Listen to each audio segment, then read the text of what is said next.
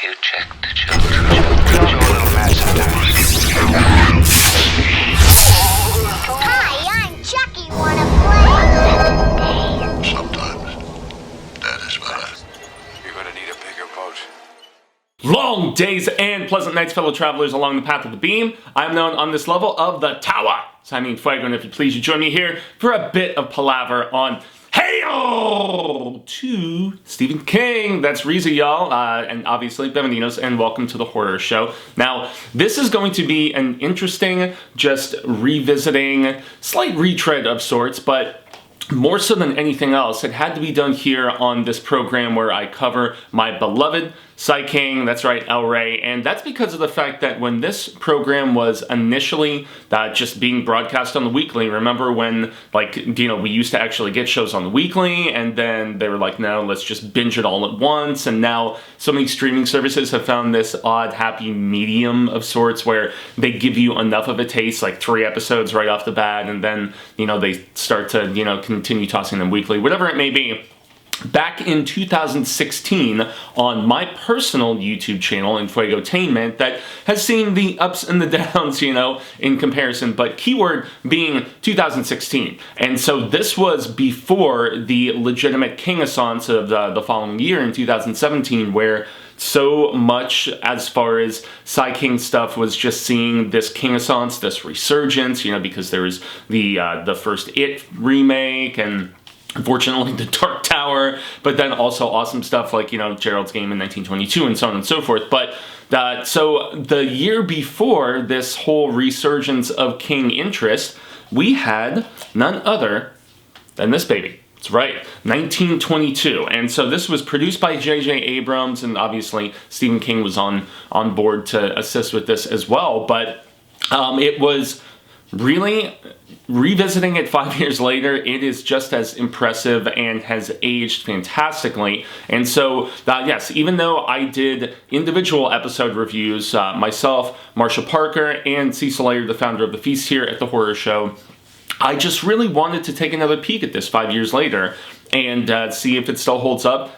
And damn breezy, does it hold up? So this is the story of Jake Epping, who is implored by a friend of his. He's been attending his, you know, like, cool little diner for years, and he's like, how the hell are these hamburgers $1.25, like, and they taste so fantastic, and you eventually get the secret as to why that is when a time travel aspect is incorporated. But gotta say, James Franco is great in this as Jake Epping, our lead dude, and I know that some people probably have, like, mixed feelings about him, just like they do various other actors, and I mean, you know, at the end of the day, I know some people have an easier time of separating the art from the artist, and there's those that don't. I mean, look at so many of my favorite musicians, and I've spoken about this on this program countless times, whether it's like, you know, Glenn Danzig or Axl Rose or, you know, whatever, like these dudes are assholes, but, you know, what Franco unfortunately was accused of and settled out of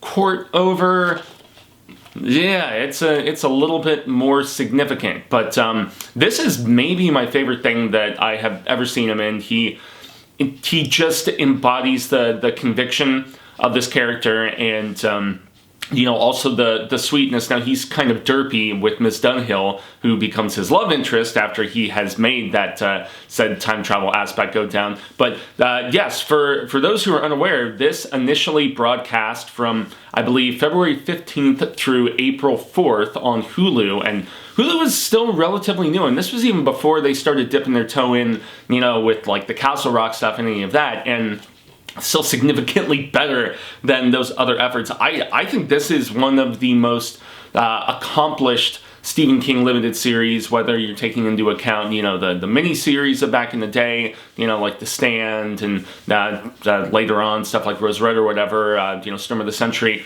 and also just the ongoing series that we've had, you know, which I still have yet to cover, like, you know, the Dead Zone and Haven and stuff like that.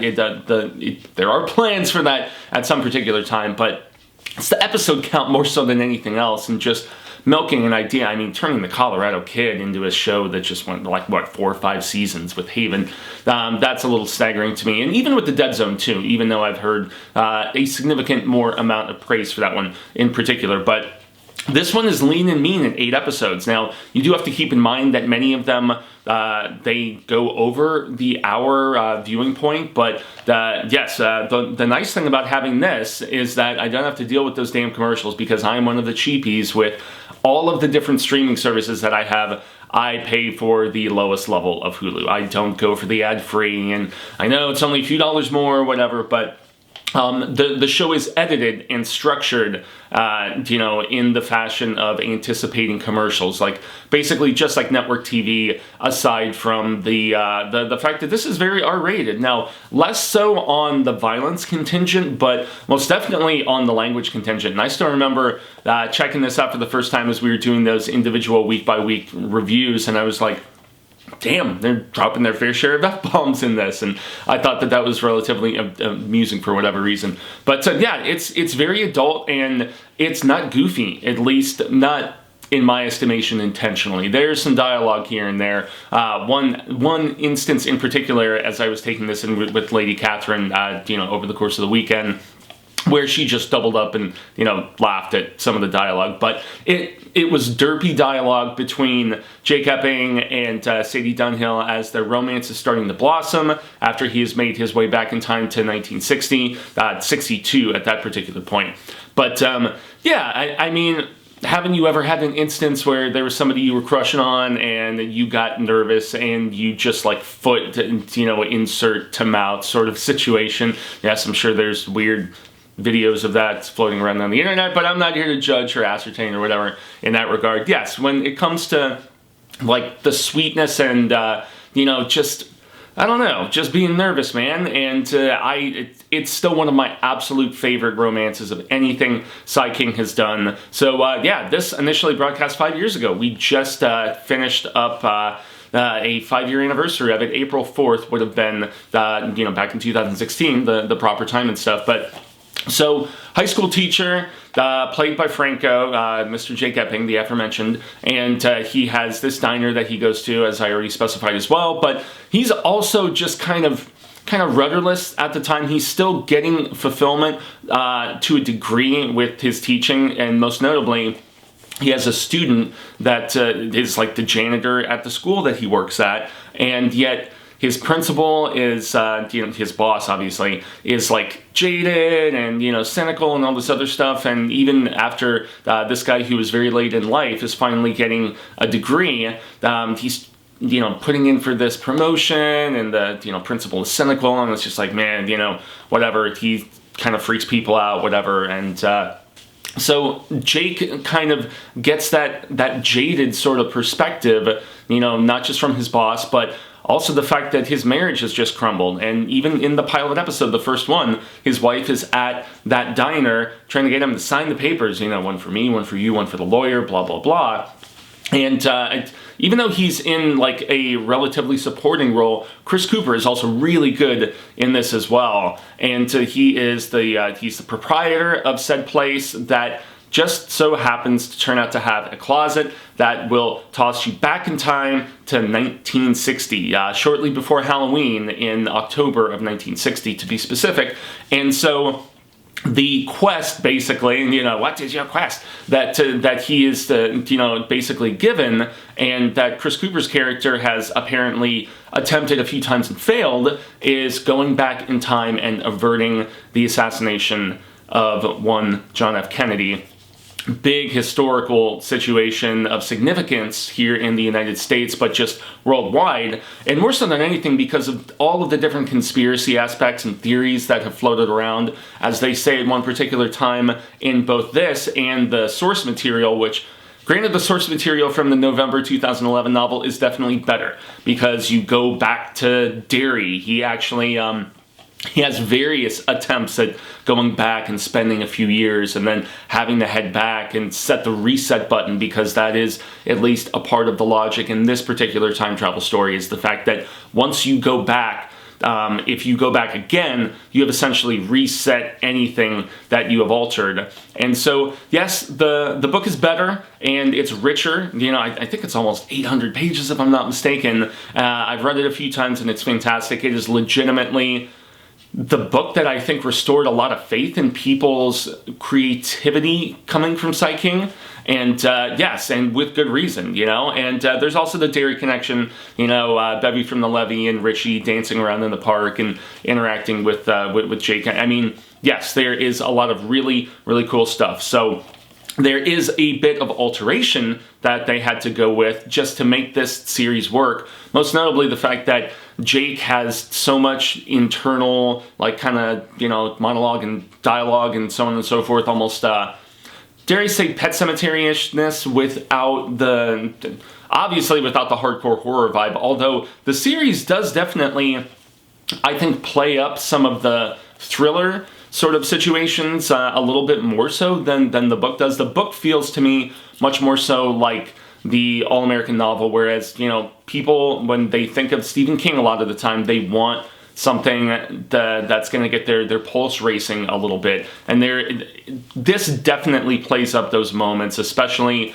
early on when Jake's character, he is told a story by the aforementioned janitor who was trying to get the promotion and has, you know, finally, you know, got a diploma and whatever. But yeah, that guy in the first episode, I think it's the very first thing in the first episode, is this guy recanting a story of some really horrible stuff that went down where his father went nuts and killed his mother and, you know, like brother, and like horrible, like massacre sort of situation. And so Jake finds himself, you know, going back to 1960 and, you know, not till 1963 being the time that he needs to actually, you know, just be demonstrative and do some action. Yeah, he sets it upon himself to get back to Kentucky, and I believe it's Derry where it happens in the book, if I recall correctly. But in this, it's retrofitted, as I specified, and yeah, he sets it upon himself. It's like the first big task, aside from the, you know, ginormous one at hand, the reason for going back in the first place. Yeah, he sets out to make sure that this father, played by none other than, Josh Duhamel, I don't know, he's Mr. Fergie to me, and then he was on that Casino show, and I know he was in a couple of Transformers movies or whatever, but he's actually very effective as the 60s version of this guy's father, he works at this meatpacking plant, and he's obviously, he likes to bottle, and he's relatively bloodthirsty as well, especially after he's put enough back, and abusive. And so, without spoiling too much, that is the first mission, so to speak, in this, like, kind of video game-ish approach. And but the bigger task at hand is meeting the person who is played by McKay. I'm trying to remember his first name, but he basically plays, as Cecil described him in our initial reviews of the 8-episode series, as Bill the Foil, because he is essentially there to help drive the plot forward in a lot of ways. And, you know, I was a little less judgmental of him with this particular revisit, this reviewing. And I think that's more so than anything because he was so good in 1917, a couple of years ago. And, you know, I've seen him in various other things over time as well. But I've warmed up to him over the years, and yes, he is basically a character that's not from the book that has to be there to kind of buddy up with Jake, and he has the initial connection of the fact that, you know, Mr. Fergie, the father who, you know, did that horrible, you know, sort of nasty killing spree of sorts. Apparently, Mr. Fergie also had killed his sister 12 years before, and there is like a vendetta sort of situation. So yes, these two, they very conveniently team up, being Bill and Jake, but it works, and it worked a little bit better for me in this, and I was a little bit more amused at just the fact that they're going around calling themselves brothers in this, and yeah, there's people who, I mean, in the 60s, if older guy and a younger guy are living together and calling themselves brothers, people make their assumptions. There is a Hispanic character in this who's like calling them pinche jotos and whatever. hey man, judge not lest ye be judged is what I have to say about, whoever you love and whatever you want. But there's obviously a mistaken identity sort of situation going on there as they move in beside Lee Harvey Oswald and start the monitoring process. And, this is a story that King has hinted at wanting to do for decades before. I mean, he has mentioned this time travel aspect in various books over the years, way back to the 70s, if I'm not mistaken. And I'm glad that he ruminated about it as long as he did, and finally got to actually write his book, and in turn, that J.J. Abrams did such a hell of a job with this series. Now, being J.J. and also being Hulu, and, one of the earlier flagship titles of this streaming service that was still fledgling at the time, and desperately, intending to compete with Netflix. They're still not, unfortunately, even after the Disney acquisition, but they still, they spend money on their shizzle, and this is a very well-produced series. I love period pieces, most notably, the 50s, 60s vibe. Now, granted, it takes place in the 60s, obviously, but it's got more of that 50s vibe from the cars to the attire, and the production values are really high. They're really, really good, and just everything about this is class and top notch and impressive. You've even got my homie Kevin J. O'Connor, I think his name is. So there's some things that aren't explained very well, and Lady Catherine was even asking, the hell is this yellow card guy? The one who shows up when Jake first appears. He's like, you shouldn't be here. Shouldn't be here, man. And so I've loved that guy since Deep Rising, and I know he was in the Mummy movies and a few other things, but he's playing it very straight here, not that sort of goofiness that you get. So the supporting cast is really good too, especially once you get to Jodie, and Jake has all this time that he has to spend, and he can't just go around gambling on boxing fights and making enemies and all this other stuff, which he does. He has to eventually settle into a real job, and I really enjoy the interactions that he has with the principal, his black love interest, and obviously, Lady Dunhill, Sadie is she is a charm, she is a delight, and it's an interesting pairing because she is a damaged woman herself, so, both her and Mr. Epping, having been, divorced and gone through obvious negative relationships and stuff like that. So for everything that is ill-explained to a degree, I mean, yes, you've got some great Easter eggs, especially once there's some more of the yellow card name, finally, by the time we get to the 8th episode and alternate futures, so to speak, because I'm not trying to spoil this. I actually really desperately want you guys to watch this, which is why I decided to do this, rewatch and revisit, and, The nice thing is you jump over to Infuegotainment, my personal channel, and you can essentially watch one episode and then listen to an extensive breakdown from myself, Cecil, and Marcia, as I mentioned. So you can go episode by episode. But this was intended as a condensed reminder that, 5 years ago, before, this resurgence of King affinity, this was produced, and this is fantastic. Sadly, the DVD that I have here is... it's relatively bare bones as far as there is a featurette, if I'm not mistaken, when the future fights back, which is a good thing to just let you guys know about. That's cool in this without spoiling stuff, is that essentially when being back in time, that's one thing. I love the fact that they're the food tastes better, the air smells better, all this different stuff. That's all fascinating and really cool and stuff that they never touched on in my beloved Back to the Future, for instance. But anytime Jake is about to really make a decisive alteration, and we're talking nothing trivial, we're talking actually altering a timeline significantly.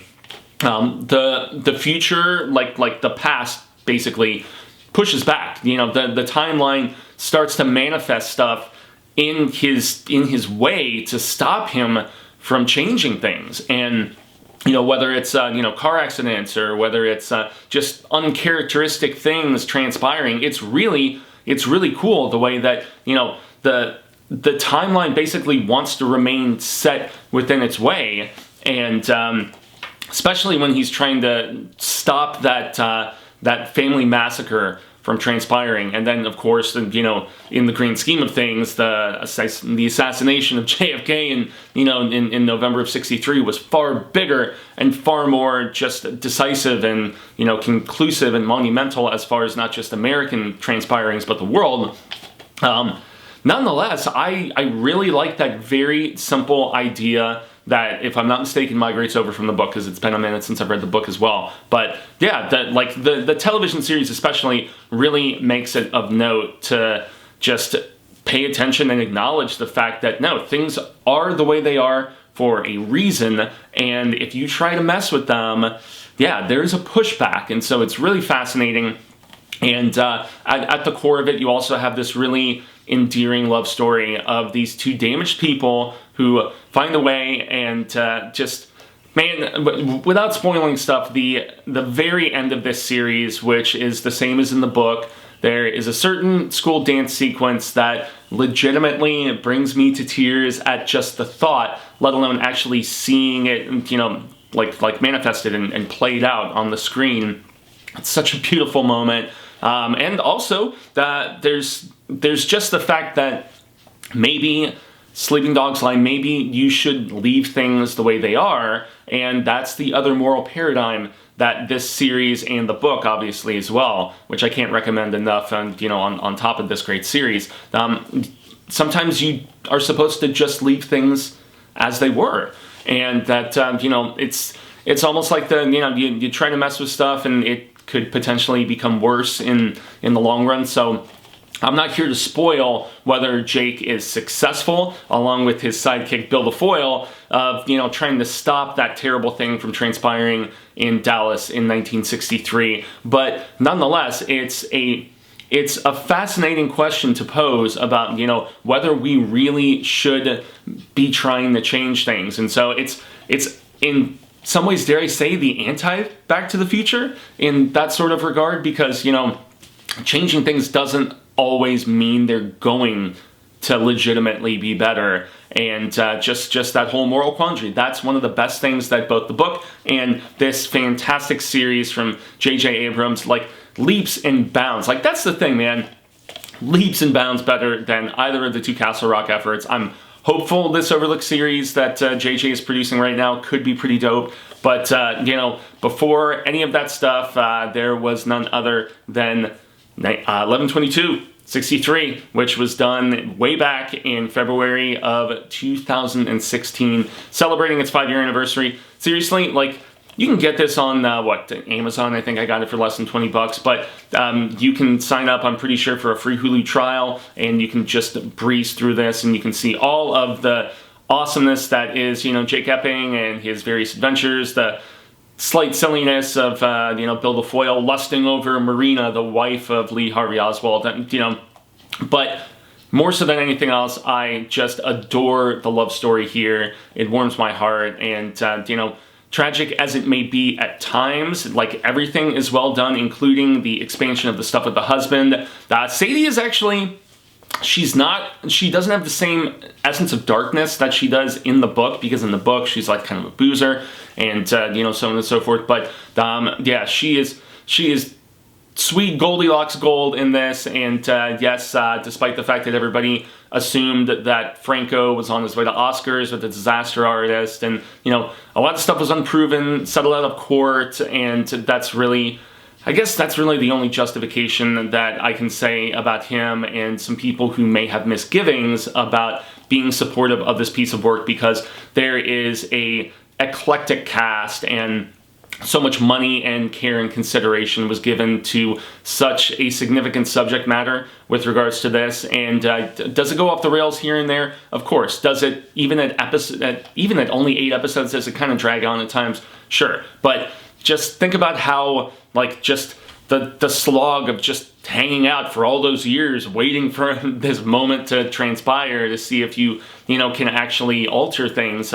So yes, in that regard, I feel like they captured the tone, and yes, they were very respectful of not just the amazing source material, but also the subject matter too. So that is my thoughts and my revisit recommendation of none other than 11/22/63, which all of you can watch on Hulu. It is 8 episodes. I think it's a little over 8 hours when it's all said and done, because The pilot episode is like what, an hour and like 15 minutes, and then they kind of vary in length from there on. But it's awesome. It's really good, and I had a delight revisiting this show with Lady Catherine. I've been Jaime Fuego. You can find more on all social media sectors like Twitter, Instagram, Facebook, here on the YouTubies. Personal YouTube channel, man, in Fuego-tainment, and that's where you will find the playlist that encompasses our episode by episode breakdowns of this entire series. I implore you and just suggest, hey, if you're down with checking this out for either the first time or for a revisit like I was suggesting, check out some old school horror show stuff just on a different channel with myself, Marsha, and Cecil. Obviously, a like, a share, a subscribe here means a hell of a lot and is significantly appreciated. And yeah, gang, just to remind you, the Hail to Stephen King Facebook group, I may not be there on the daily, unfortunately, with over 1,000 members. I get to interactions when I can, but fantastic palaver there from everybody. We do a Freak Out Friday every single week where we just kind of pull back the curtain and let you talk about stuff besides the King Clan. And yes, a reminder, the book of the month here for April is none other than The Green Mile, the awesome serialized just series of small little novelettes that